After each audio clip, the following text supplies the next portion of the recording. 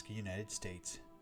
Dwight had a dream of making his fortune in gold, and Mary, who loved him dearly, decided to tag along for the ride.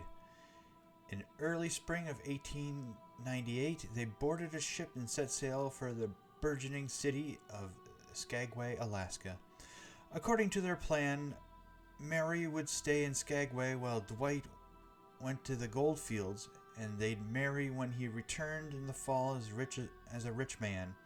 Having paid 6 months' rent up front for room 23 at the Golden North Hotel, Mary comfortably settled in, and Dwight eagerly set out on foot to make his fortune. Like many fast-growing cities in the American frontier, Skagway was a cobbled-together amalgamated mess of a city. There were more taverns, brothels, opium dens, and gambling halls than there were general stores, churches, and more criminals, barmen, prostitutes than lawful citizens. Mary knew it was in her best interest to spend most of her time in her room, and for 4 months she did just that, awaiting Dwight's return, looking out the window for hours, hoping to catch the first glimpse of him striding down the street with his fortune in his bags. Unfortunately, that day never came. The unforgiving nature of the Klondike, where damp and cold permeated every nook and cranny, meant the place was rife with illness.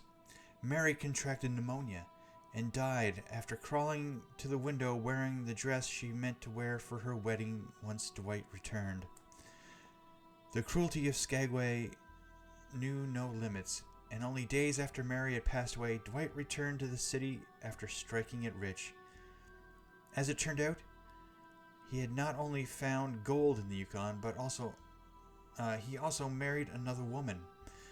Dwight, his new bride swiftly set sail to Seattle. Mary's spirit remained in Skagway, and for years afterwards, guests and employees of the hotel reported seeing a woman gazing out the window of room 23 and hearing forlorn wails throughout the night. As the decades went on, Mary became restless, angry, and resentful. Doors would slam, a spectral woman would race down the halls. The lucky guests in room 23 experienced loud knocks, inexplicable blasts of frigid air. The unlucky guests woke up in the middle of the night, choking on their breath, feeling overcome with the sensation of heartbreaking loss.